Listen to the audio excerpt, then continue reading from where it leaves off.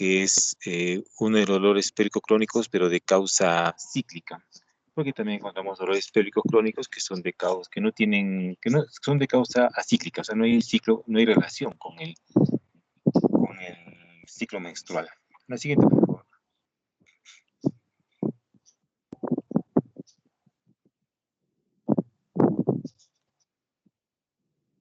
Entonces, la dismenorrea es la aparición de dolor, de localización en hipogastrio, o generalmente hablan de hipogastrio o debajo de la línea, de una línea horizontal que pasa a nivel del ombligo.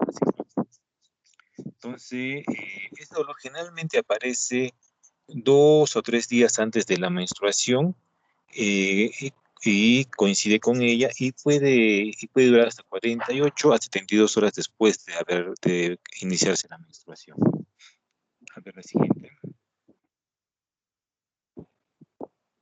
Ahora, el dolor de la dismenorrea es un dolor, si ustedes le preguntan a la paciente, porque el dolor visceral de los órganos pélvicos es variado, ¿no? Depende de la localización de la operación.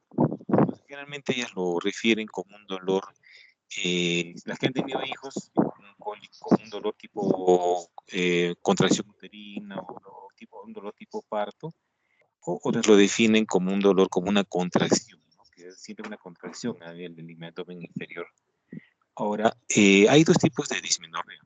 Hay una dismenorrea primaria, que es la que no tiene una causa orgánica, ¿no? O sea, no hay una causa que nos puede explicar, por ejemplo, un endometrioma. Entonces, es un problema ya más propio a nivel uterino, pero no hay causa orgánica en este caso, ¿no? La siguiente.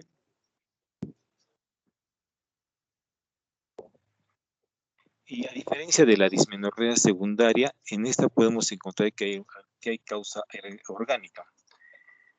Entonces, generalmente el dolor en la dismenorrea secundaria puede ser a deberse a una patología pélvica, ¿no? O por lo menos se puede asociar a una patología pélvica, ¿no? Por ejemplo, la dismenorrea en casos de endometriosis, en casos de quistes endometriósicos.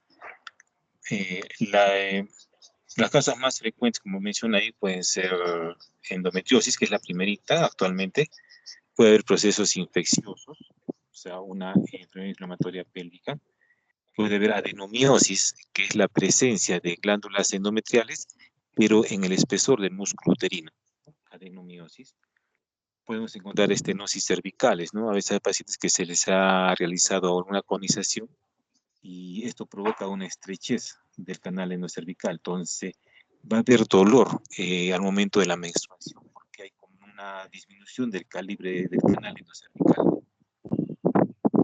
Y también hay el síndrome de congestión pélvica, que es un problema vascular uterino, donde se encuentra producción de sustancias tipo sustancia P que afectan, hay vasodilatación, afectan el endotelio vascular con vasodilatación y es como que hubieran varices pélvicas a nivel uterino. Y también podemos encontrar, ¿no?, dispositivos intrauterinos que pueden causar dolor, ¿no? Muchos pacientes se quejan a veces de que están usando un DIU de cobre o un DIU de levonorgestrel y que cuando les va a llegar la menstruación sienten más dolor, los cólicos son más intensos y a veces cuando están en un periodo intermenstrual también hay dolor, ¿no? Un dolor sordo que está presente todavía en esa zona porque hay un cuerpo extraño. Entonces el cuerpo extraño, el útero trata de eliminarlo, ¿no? Ustedes siempre que encuentren cuerpos extraños, por ejemplo, o de repente retención de un aborto incompleto, o de repente miomas, siempre van a tener un dolor cólico, ¿no? De eliminar, pues, el útero, ese cuerpo extraño. A ver la siguiente. Entonces, las causas de la dismenorrea, hay causas psicológicas, ¿no? Pues, con problemas de fondo psicológicos, problemas también hormonales relacionados a los estrógenos y la progesterona, problemas cervicales como las estenosis, aumento de la sensibilidad uterina, ¿no? pacientes que han tenido alguna cirugía sobre el útero, a veces se encuentran con mayor sensibilidad, persiste un dolor crónico que lo mantienen por años ahí. Y la principal causa de la dismenorrea es la producción de prostaglandina, ¿no? Que son sustancias proinflamatorias que se van a producir en el endometrio tanto para producir una vasoconstricción y eliminación del tejido endometrial y posterior a eso una vasodilatación para mantener la vascularidad. Entonces, esas prostaglandinas a veces tienen un estímulo muy elevado sobre el músculo endometrial y son las causas de la dismenorrea. La siguiente, por favor. Entonces, como ya dijimos, la sintomatología y el diagnóstico generalmente empieza 1 a 2 días antes de la menstruación y gradualmente se va disminuyendo, ¿no? En 12 a 72 horas de iniciar la menstruación. Hay que saber esto para poder diferenciarlo del síndrome de tensión premenstrual, que generalmente se inicia a la mitad del ciclo menstrual, ¿no? En la fase progesterónica, y se acompaña de otra sintomatología, ¿no? A nivel mamario, congestión, aumento de la sensibilidad, un poco de a nivel psicológico, irritabilidad, cambios en el estado del carácter. Entonces, eso comienza mucho antes que la disminución. Muy bien, la siguiente.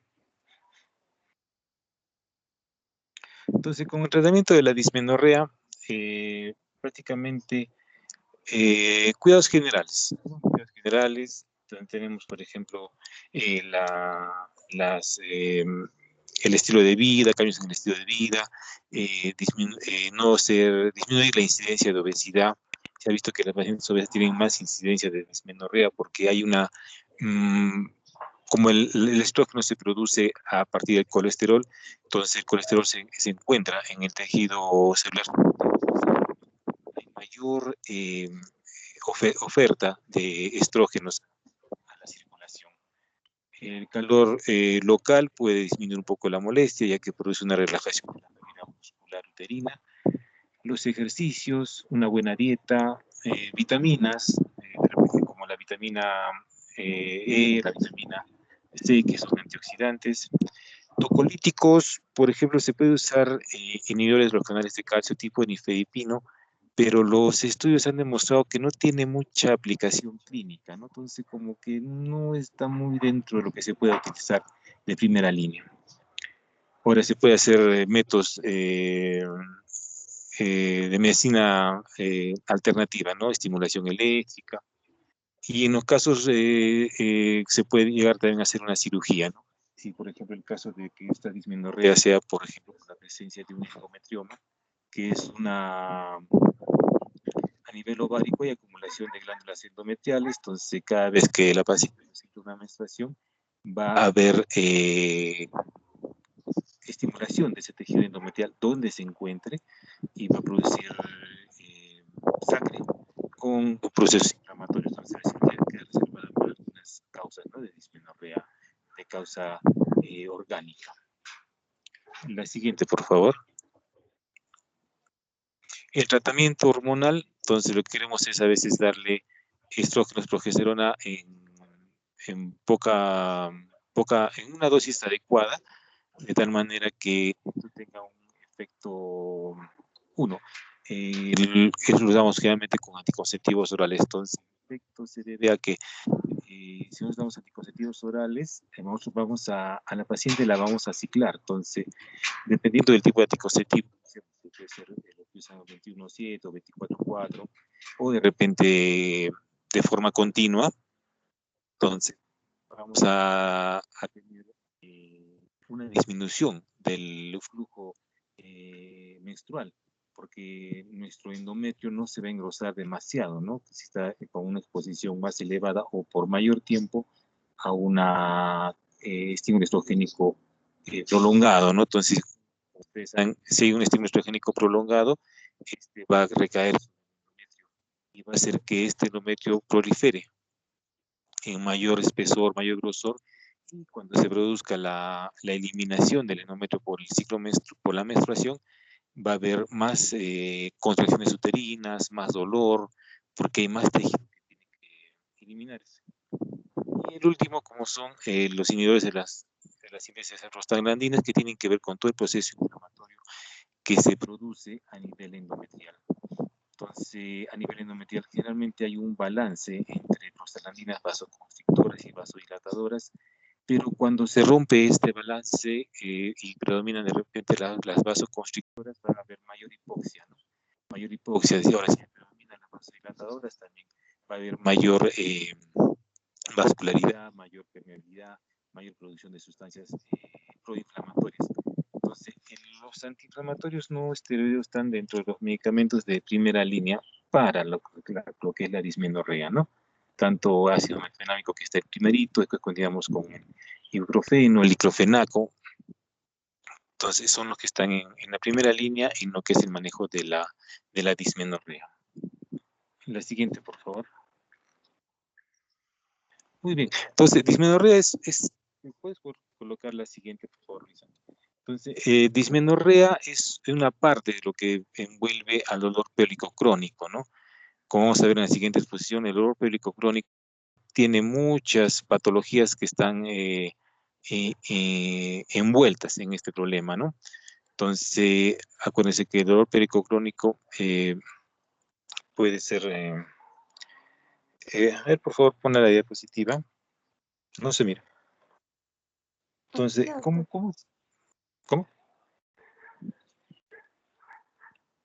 Entonces, el dolor pélvico crónico es una patología frecuente, casi más o menos el promedio de las pacientes que se presenta es más o menos en un 12% de las pacientes que tienen, es la prevalencia en la población.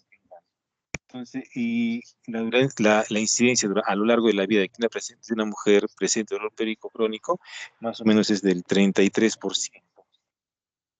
Entonces, y de ahí, más o menos, la siguiente, por favor, Luis. De ahí, más o menos, un 10% de las pacientes que son remitidas a consulta ginecológica son por presentar dolor pélvico crónico, ¿no? Y estas pacientes son pacientes que son generalmente están en edad reproductiva, 18, 50 años, y que han pasado por muchas especialidades, ¿no? Porque es un dolor a veces que no se puede, si no se tiene mucho cuidado en estudiarlo, en examinarlo, entonces nos puede llevar a diagnósticos erróneos, a tratamientos erróneos, y eso hace que la paciente esté a veces dando vuelta por los consultorios tratando de que alguien le diga en realidad qué problema hay, ¿no? A nivel del dolor que presenta. Entonces, como ustedes vienen ahí la definición del dolor pélvico crónico, anteriormente se hablaba de que el dolor pélvico crónico era el que es un dolor generalmente se ubica, ¿no? Se localiza en la pelvis, todo lo que es la pared abdominal anterior por debajo del ombligo, la zona del periné por la parte inferior, el área genital, la región lumbrosacro, la cadera por la parte posterior. O sea, si se dan cuenta, es casi toda la parte del abdomen inferior, no tanto en la parte anterior, posterior y la parte perineal. Entonces, este dolor es un dolor que causa discapacidad funcional, entonces los pacientes llevan una atención médica que se pasean por todo lado, ¿no? Entonces, antiguamente se hablaba de que el dolor pélvico crónico era el dolor que se presentaba más allá de 6 meses, ¿no? Entonces, posteriormente se vio que antes de 3 meses se catalogaba como un dolor pélvico agudo y mayor a 3 meses ya se catalogaba como un dolor pélvico crónico. Entonces, esa es la definición hasta el momento, ¿no? Muy bien, la siguiente, por favor. Entonces, como ustedes ven en esta diapositiva, el dolor pélvico crónico tiene varios orígenes, ¿no? No solo son vísceras ginecológicas. Como ustedes ven ahí, por ejemplo, el color gris, el 20% es de la parte reproductiva, es la parte ginecológica, y casi todos, el 25% es una causa urinaria por la proximidad, por la parte distal de la uretra, la vagina, la burla tiene más o menos un origen urinario común, entonces el problema puede estar ahí, no necesariamente ginecológico. Después tenemos, por ejemplo, el 28% que es un problema ya gastrointestinal, porque a nivel de la fosa pélvica encontramos también otras estructuras digestivas, ¿no? Recto, sigmoides, colon ascendente, colon descendente, mesenterio, y como ven una parte es psiconeurológico, ¿no? Entonces, psiconeurológico es, estamos hablando problemas psicológicos o por problemas de estimulación nerviosa, ¿no?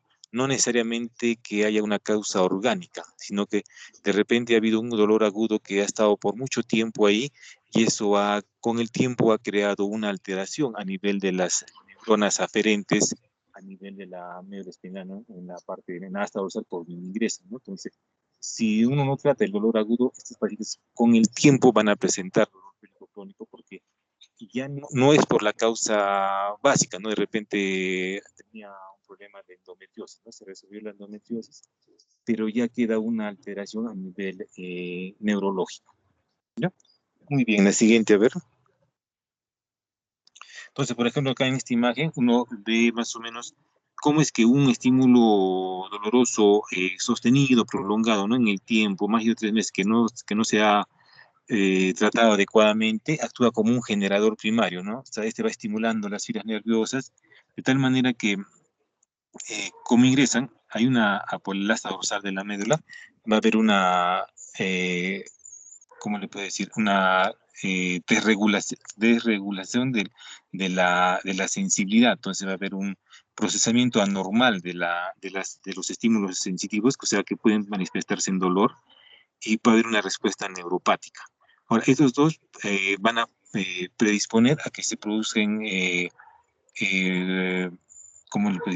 sustancias generadoras de dolor, ¿no? Entonces, estas sustancias generadoras de dolor van a exacerbar el estímulo doloroso y es como que entra en un círculo vicioso, ¿no? Se estimula el dolor, se produce más sustancias, se sigue estimulando. Entonces, hay un círculo vicioso que se va a presentar por un estímulo prolongado del dolor, ¿no? La siguiente, a ver.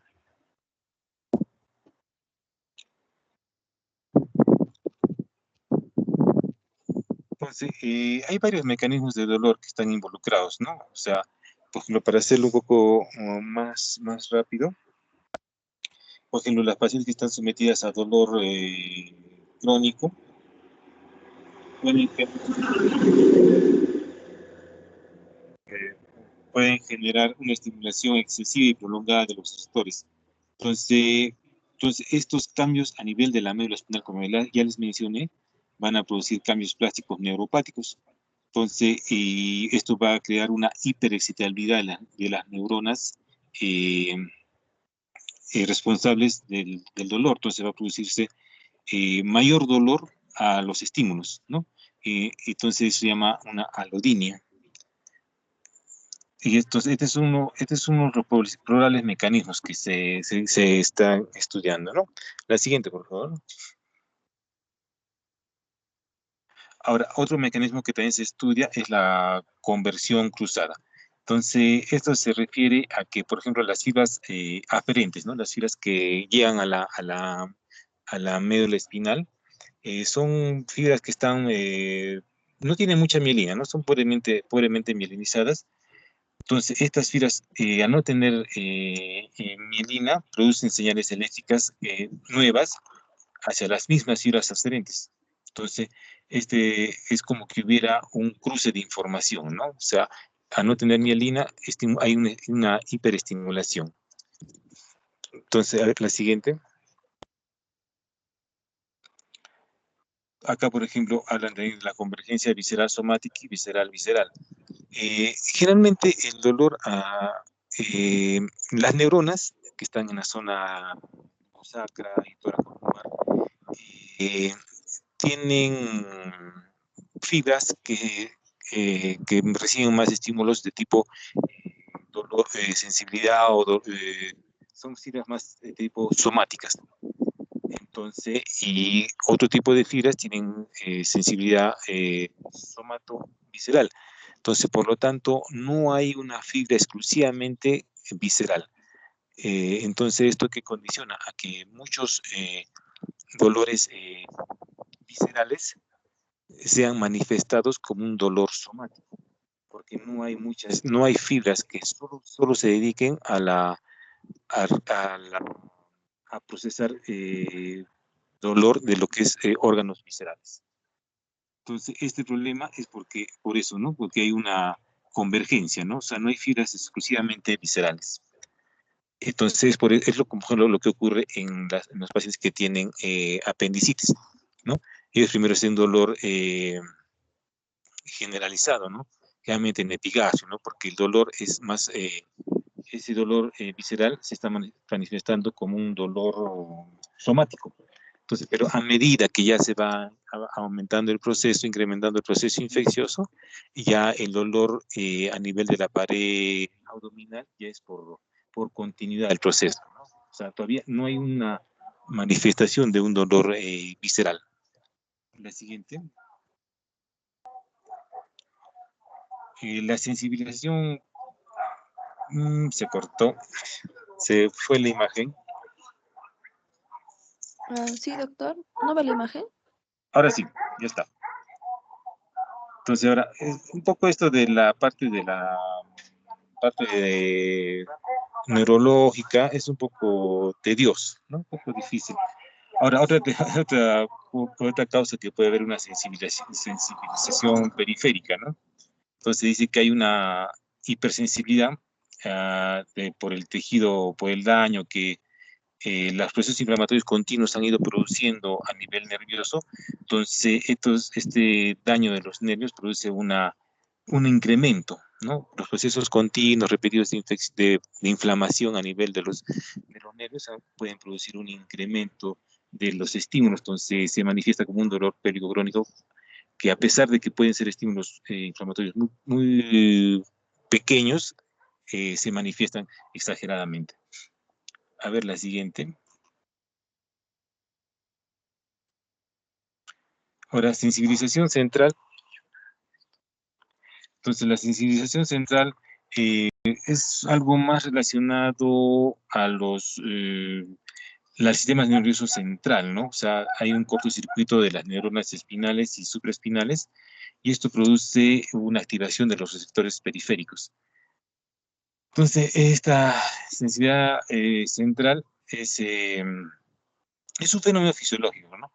Pero puede volverse un estado hiperexcitable.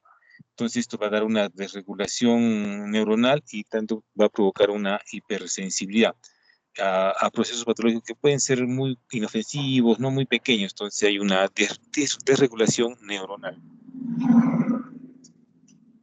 La siguiente, por favor.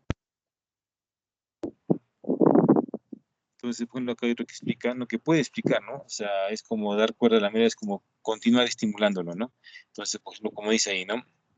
La estimulación repetida y de baja frecuencia de la fibra C produce una estimulación más frecuente, ¿no? De las neuronas de la médula espinal. Entonces esto llega a un estado de que ya la neurona hay una despolarización continua. Entonces es como un círculo vicioso, ¿no? Se sigue estimulando, entonces no calma, no sigue, no hay cambios en eso. Entonces es un proceso de regulación neuronal también. A ver la siguiente, por favor.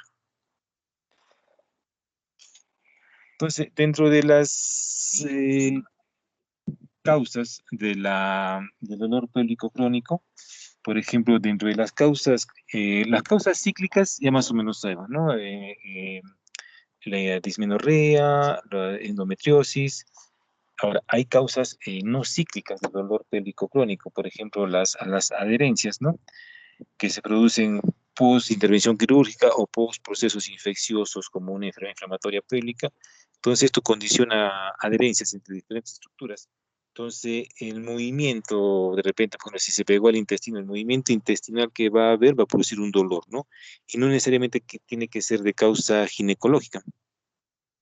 Entonces, es más o menos, mire, el porcentaje casi 16 a 44% de su presentación, ¿no? Entonces, a veces en estos países lo que se hace es hacer una laparoscopía, se van a evidenciar las adherencias, entonces se hace una adhesiolisis. Entonces, eso nos puede ayudar de alguna manera a esta causa de dolor pélvico crónico, que son las adherencias, ¿no? La siguiente, por favor. Ahora, hablamos de la endometriosis como que era una causa de dolor pélvico crónico de causa cíclica, pero cuando recién está en sus inicios la endometriosis puede cursar con dolor que es, es no cíclico. Entonces, al inicio puede haber esa variación. La siguiente, por favor. Ahora, por ejemplo, la salpingo-oforitis, como su nombre lo indica, es un proceso inflamatorio tanto ovárico como de las trompas uterinas. Entonces, pero esto actualmente ya no se ve muy frecuente porque ya hay la antibiótico terapia, ¿no? Entonces eso ha llevado a que ya la salpingoforitis no sea muy frecuente. Entonces, como que ya se está dejando de lado. La siguiente, por favor. Por ejemplo, ahora tenemos el síndrome de ovario remanente, ¿no? Este es un dolor que generalmente se presenta en las pacientes que han sido post-histerectomías. Entonces, a veces puede quedar un remanente del tejido ovárico. Entonces, este tejido ovárico va a estar sensible a la estimulación, ¿no? Entonces, ese remanente va a formar el cuerpo como que le va a formar una cápsula, como que va a tratar de plastronarlo. Entonces, eso puede persistir con dolor. Generalmente a veces el antecedente de la histerectomía, un dolor en alguna fosa ilíaca, le hacemos un tacto y a veces en fondo de saco lateral derecho-izquierdo encontramos una zona como empastada, bloqueada, entonces nos hace pensar, ¿no? Si la paciente tiene histerectomía puede ser un resto de ovario o un remanente, y entonces una manera también de que nosotros podamos visualizarlo es haciendo la prueba con clomifeno. Entonces se da clomifeno, que son medicamentos bioral, estos va a haber estimulación folicular. Entonces se hace una ecografía y se ve la presencia de folículos, ¿no? De repente donde había una pequeña imagen de ovario remanente o que es casi imperceptible, al aumentar de tamaño por el clomifeno, a ver más folículos, entonces ahí podemos nosotros visualizar, no, entonces acá hay un remanente de tejido ovárico, ¿no? Que quedó post-histerectomía. La siguiente, por favor. El síndrome de congestión pélvica ya hablamos un poquito hace rato. Entonces, es la presencia de, así como los varices de los miembros inferiores, pero a nivel uterino, ¿no? A nivel del ligamento infundíbulo pélvico, donde está la mayor cantidad de vascularidad. Entonces, hay una vasodilatación de esos vasos.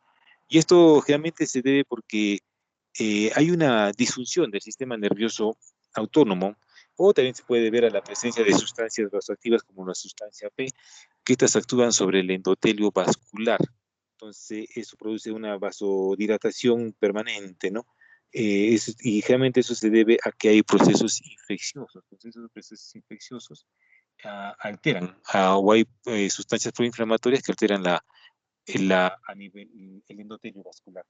Entonces, generalmente las pacientes a veces un dolor bilateral, ¿no? De los ligamentos redondos hay, de los ligamentos anchos hay vascularidad, puede haber irritación vesical, puede haber síndrome premenstrual, porque cuando va a venir la menstruación también hay mayor congestión uterina. Entonces, si hay congestión en el síndrome premenstrual, ahí se incrementa la congestión, entonces hay mayor dolor, ¿no? La siguiente, por favor.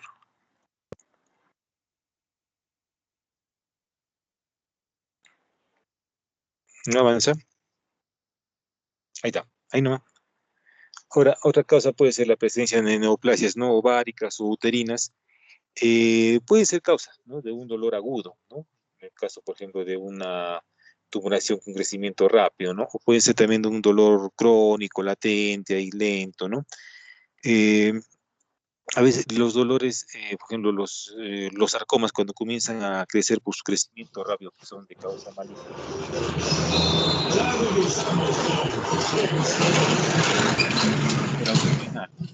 Entonces, y por el crecimiento rápido, pues sigue pensando que ese dolor que lo presentaba y que todavía no se manifestaba con alguna causa orgánica, y ya pues después de unos pocos meses comienza a aparecer una tumoración como una gestación, entonces podemos pensar que es una neoplasia de causa uterina, ¿no? La siguiente, por favor.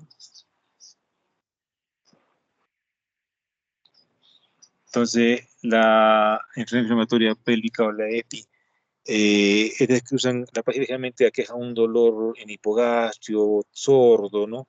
Que a veces puede cruzar con metrorragias, esos sagrados fuera de la menstruación, y que se debe para los procesos de infecciones pélvicos, ¿no? Entonces, a veces hay pacientes que tienen infecciones pélvicas muy frecuentes, ¿no? Frecuentemente. Entonces, eso lleva a, como es un proceso inflamatorio, hay mayor producción de sustancias proinflamatorias, hay vasodilatación, ¿no? Entonces, eso puede llevar a una congestión pélvica, pero que previamente la paciente haya cursado con una enfermedad inflamatoria pélvica, ¿no? Entonces, es importante también la enfermedad inflamatoria pélvica porque un nivel 1 donde solo hay una salpingitis, ¿no? Un dolor de repente en fosa ilíaca derecha o izquierda,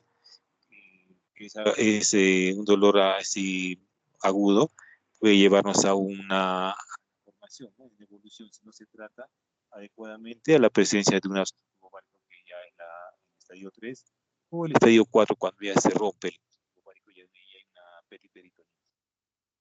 Siguiente, por favor. Ahora, como les mencioné al inicio, ¿no? Dolor pericocrónico no quiere decir solo dolor de las estructuras ginecológicas, ¿no? Útero, ovarios, trompa, sino que también hay que buscar causas gastrointestinales, ¿no? Entonces, hay que ver que estas causas gastrointestinales, una de las más frecuentes que se presenta es el síndrome de colon irritable, ¿no? Que está presente casi en un 10 a 20% de la población. Y esto uno cómo puede sospecharlo, ¿no? Porque a veces las pacientes cursan con un cambio del hábito intestinal, y no hay un componente orgánico, ¿no? A nivel del colon. Entonces, realmente vemos todos los diagnósticos y comenzamos a ver cambios en el hábito intestinal, de repente en la forma de la deposición, o de repente se vuelve una deposición dolorosa, urgente, a veces presentamos moco en la deposición, entonces casi por exclusión podemos ir infiriendo que puede ser un síndrome de colon irritable, ¿ya? Entonces, también dentro del síndrome de colon irritable tenemos otras causas intestinales como la enfermedad de Crohn o la colitis ulcerativas, ¿no? Y que la enfermedad de Crohn es más un proceso que afecta a toda la pared intestinal, mientras que la colitis ulcerativa es un proceso que afecta a la parte terminal del intestino, ¿no? Estamos hablando de sigmoides y colon descendente. Entonces ya es un manejo diferente, ¿no? Hay que hacer una coloscopía para ver cómo está la parte digestiva. Muy bien, la siguiente, por favor. Ahora también, como ven, hay bastantes causas de tipo digestivo, ¿no? Bueno, las primeras, tumores del tracto digestivo, la presencia de vertículos o diverticulosis, que pueden causar también dolor tipo cólico. Y al final también hay que pensar de repente en hernias, ¿no? Que son defectos de la pared abdominal, por donde se puede haber la pasadilla de una asa intestinal, ¿no? Y a veces al inicio no tenemos la asa, solo tenemos a veces el anillo herniario, ¿no? También no hay presencia de asa, entonces hay que examinar bien a la paciente, ¿no? Muy bien, la siguiente. Dentro de causas geniturinarias, como ven, dolor periódico crónico tiene muchas causas, hay que buscarlo, hay que buscarle tanto ginecológicas, urinarias, digestivas, hasta psicológicas. Entonces, dentro de las causas del sistema genitourinario, hay mucha relación entre lo que es el sistema genitourinario, ¿no? Ya que, por ejemplo, la uretra, la vagina y la vulva tienen un desarrollo embriológico común entre ellos, ¿no? A través del seno urogenital. Entonces, esto puede condicionar que que las fibras nerviosas se puedan entremezclar, se puede decir. Y entonces, dentro de las probables causas de causas urinarias, tenemos cistitis, uretritis, síndrome uretral, divertículos uretrales, la cistitis intersticial, ¿no? Que es algo que no es muy frecuente, pero es es uno de los diagnósticos casi por exclusión, ¿no? Que se tiene que hacer, porque no da mucha sintomatología específica, ¿no? De repente hay tumores, riñones pélvicos, eh, litiasis urinaria, obstrucciones ureterales, entonces hay que buscar la causa, ¿no? Si damos una cistitis, uretritis, entonces es causa infecciosa, entonces ya más fácil, ¿no? Examen de orina, será tratamiento antibiótico, entonces ahora hay que tener algo presente, ¿no? Muchas de las uretritis actualmente ya no son por E. coli, ¿no? Lo que está apareciendo con frecuencia es la presencia de clamidia, trachomatis, ya que es una infección, una ITS de transmisión asintomática, ¿no? Entonces, hay unas que son por clamidia. Bueno, y tenemos la cistitis intersticial, que es un proceso inflamatorio de la vejiga que cursa con dolor pélvico, ¿no? Hay dolor pélvico en hipogastrio, hay urgencia miccional, hay aumento de la frecuencia, hay mixturia. Entonces, ahí vemos que, por ejemplo, a medida que se va llenando la vejiga, comienza a haber dolor, ¿no? Y a veces también la capacidad de llenado de la vejiga se va disminuyendo por el proceso inflamatorio epitelial de la vejiga, ¿no? Entonces, eso generalmente hay que hacer un diagnóstico por cistoscopía, ¿no? Entonces, cuando le hacen su cistoscopía, ven que, por ejemplo, le inyectan líquido cloruro para que descienda la vejiga, hay dolor, ¿no? Comienzan a vaciar el cloruro, comienza a disminuir la molestia. Y a nivel epitelial, la mucosa vesical, a veces aparecen petequias, puede haber edema. Entonces, eso ya nos ayuda a que está catalogado como una cistitis intersticial. La siguiente, por favor. Causas neurológicas. Por ejemplo, cuando hacemos o hay un desgarro eh, vaginal, ¿no? Posparto, ¿no? Que son los más profundos. Entonces puede ocurrir que a veces quede atrapado un nervio a nivel de la sutura, puede haber un atrapamiento de un nervio a nivel de la fascia, eh, y esto hay un dolor que aparece, ¿no? Finalmente, a nivel de la cicatriz, ¿no? Pero si le vemos la cicatriz está bien, ¿no? No hay nada, entonces, pero de repente bajo eso podemos encontrar que hay un nervio atrapado ahí, ¿no? Entonces, generalmente cuando hay un nervio atrapado, el dolor lo describen como un dolor agudo, punzante, y a veces en el tiempo ya se vuelve sordo, ¿no? Entonces, y estos problemas a veces llevan a que la paciente tenga problemas de dispareunia, ¿no?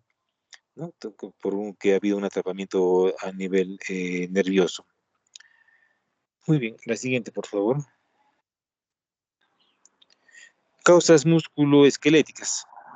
Entonces, entre las causas musculoesqueléticas tenemos la cuestión de dolor pélvico mecánico, ¿no? Por ejemplo, las pacientes embarazadas que por el traumatismo del mismo parto puede haber alguna alteración a nivel de la sínfisis púbica.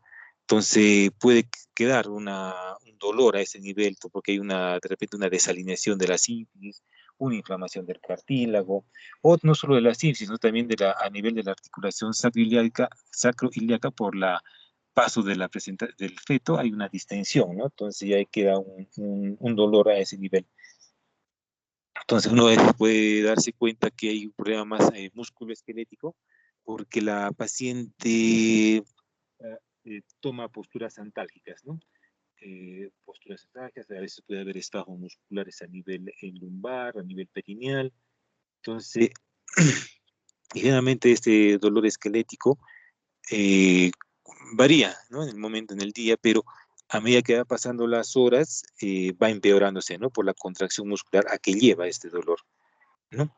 Ahora también tenemos un dolor de tipo muscular, ¿no? Generalmente es por una contracción exagerada, ¿no? Muscular. Entonces, ahora se habla mucho de que hay también a nivel de dolor crónico puntos gatillo miofaciales, ¿no? Aunque todavía o sea, está controvertido el diagnóstico, pero como que se está viendo que así como los problemas de punto gatillo en la displasia, en la miodisplasia, también puede haber a nivel genitourinario. A ver, la siguiente, por favor. Factores psicológicos. Entonces, puede haber, ¿no? La influencia de que la paciente pueda tener un antecedente, por ejemplo, mm, eh, pacientes que han tenido agresión sexual, ¿no? Pueden manifestar dolor pélvico crónico como una especie de aversión, de protección hacia las relaciones sexuales, o puede quedar como consecuencia de un traumatismo mecánico, ¿no? Entonces han sentido tanto dolor durante el parto de repente que ya se queda con esa sensibilidad, ¿no? Exagerada a ese nivel. Muy bien, la siguiente. Entonces, la historia clínica, la evaluación de la paciente con dolor pélvico crónico es una evaluación que tiene que ser muy meticulosa, ir por partes, y también tiene que ser multidisciplinaria, no solo nosotros, tiene que tener el gastroenterólogo, el neurólogo, el urólogo, entonces, para hacer la evaluación de la paciente. Entonces, y hay que hacer una evaluación de tal manera que nosotros podamos diferenciar en que sea un dolor somático, o sea, que viene de la pared, de repente de la piel, de repente viene del músculo, de repente viene del peritoneo, o un dolor visceral, ¿no? Que ya viene ya de las estructuras internas. La siguiente, por favor. Y la exploración física, ¿no? Hay que explorar a la paciente, ver cómo viene, sus signos vitales, eh, si hay que hacer la palpación, la inspección, la palpación, hay que hacer una exploración tanto rectal como pélvica. eh, hay que buscar infección, hay que buscar traumatismos. Entonces, es tanto una evaluación transvaginal como transrectal, ¿no? La siguiente.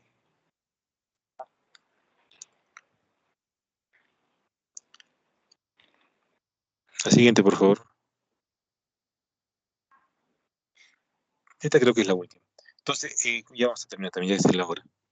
Como es un problema a veces neurológico, los tratamientos generalmente van dirigidos a hacer bloqueos neurológicos, ¿no? Tanto farmacológico como puede ser quirúrgico. Entre los quirúrgicos tenemos la neurectomía presacra, tenemos la neurectomía uterina. Entonces hay una prácticamente es como hacer una denervación de los órganos pélvicos, ¿no? El problema, pues, lo que la neurectomía uterina es una ablación de los nervios uterosacros, porque por ahí van los nervios uterosacros, de, la, los nervios sacros hacia el útero, entonces es una denervación de esas estructuras. Y en el caso de la neuroectomía presacra es una denervación de los nervios hipogástricos. Entonces, el problema a veces con esos es que a veces disminuye la sensibilidad, otro que como ya no hay estímulo neurológico los tejidos, sobre el músculo, algunas pacientes se pueden cruzar con prolapsos genitales. Y todo lo que ven ustedes ahí, ¿no? Con la aplicación de anestesia epidural, puede haber un bloqueo con anestésicos locales de raíces sacras, se puede bloquear el plexo hipogástrico, se puede bloquear el ganglio impar. Entonces, todo, si se dan cuenta, es un bloqueo más tipo nervioso, ¿no?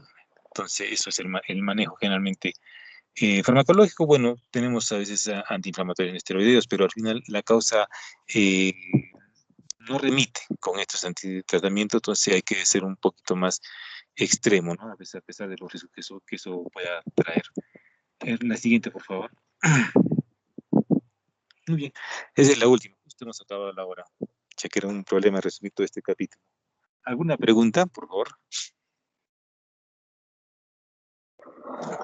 Doctor, yo tengo una pregunta. Dime. En el caso de la dismenorrea, de una mujer, digamos, paciente con dismenorrea secundaria, que no tenga mejoría con AINES, ni tampoco con los anticonceptivos combinados, ¿qué tratamiento se le daría? ¿Uno quirúrgico? Claro, pero depende de que, como es una dismenorrea secundaria, ¿cuál es la causa orgánica que está desencadenándolo? Acuérdate que la dismenorrea primaria no tiene una causa, ¿no? No tiene una causa orgánica, pero la dismenorrea secundaria sí tiene una causa orgánica que lo está produciendo. Entonces hay que buscar, ¿no? Por ejemplo, si es endometriosis o un endometrioma, primero tratamiento médico, ¿no? Dale tratamiento con anticonceptivos, antiinflamatorios, ¿no? De repente es una miomas, entonces miomectomía o histerectomía. Entonces hay que buscar la causa orgánica que está produciendo esa dismenorrea secundaria.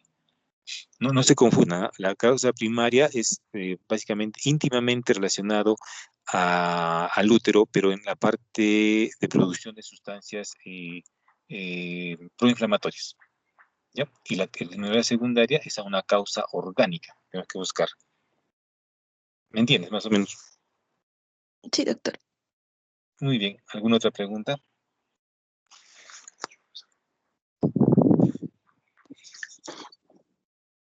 Muy bien. Doctor, Sí, sí, sí. doctor, disculpe, bueno, hemos hablado sobre las causas de, bueno, dismenorrea, en este caso dolor pélvico crónico. En sí, ¿cuáles serían las causas cíclicas? O sea, enumerando como lista. Porque, por ejemplo, la salpingitis,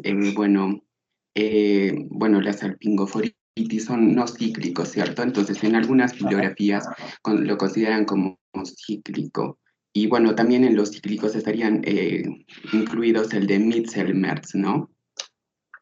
Ya, claro, porque es un sangradito, un dolor, ¿no? A mitad de ciclo. No, generalmente las causas cíclicas son las que van a ver con la relación con la menstruación, ¿no? Entonces tienes la endometriosis, tienes los endometriomas y también tienes causas orgánicas, porque por ejemplo, causa orgánica, como por ejemplo, un himen imperforado te va a dar una dismenorrea cíclica.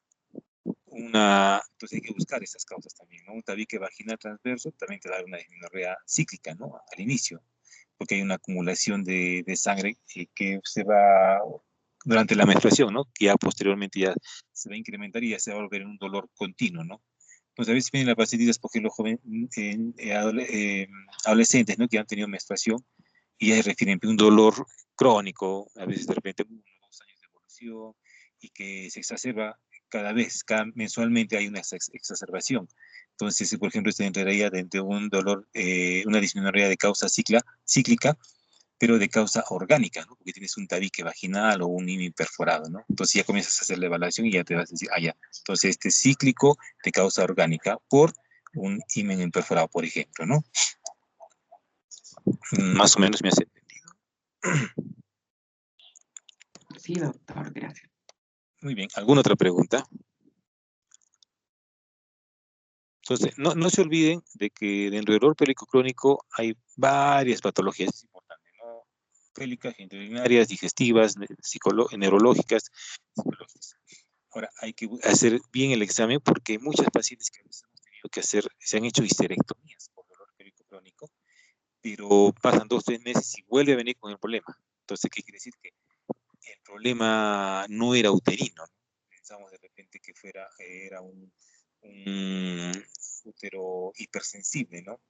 Pero al final no había sido eso, ¿no? De repente, viendo ustedes las teorías, de repente ha habido un proceso crónico que ha estado hiperestimulando con las fibras nerviosas, entonces el problema no ha sido uterino, ¿no? O sea, de repente si una EPI que ha estado hiperestimulando, la EPI de repente ya mejoró, ya se curó, pero ya se quedó, ¿no? Hipersensibilidad, entonces ha hecho cualquier vía, ¿no? Un estado de hipersensibilidad, un estado de mayor despolarización, entonces eso condiciona un dolor pélvico crónico. Entonces, el manejo es diferente, ¿no? Nos vamos ya por un bloqueo nervioso más que por una histerectomía. Muy bien. Creo que más o menos he tratado de resumirlo el tema, que es un poquito largo, porque abarca muchos puntos. Y ya es hora también, 2:49. Ya, chicos, muchas gracias entonces por la atención. ¿Ya? Gracias, doctor, a usted. Gracias. Muy bien, entonces cuídense mucho, no salgan todavía y ya nos estaremos comunicando posteriormente. ¿Ya? Hasta luego, doctor. Gracias. Hasta luego, doctor. Hasta luego, Hasta luego, muchachos, doctor. cuídense mucho. Hasta luego. Hasta luego.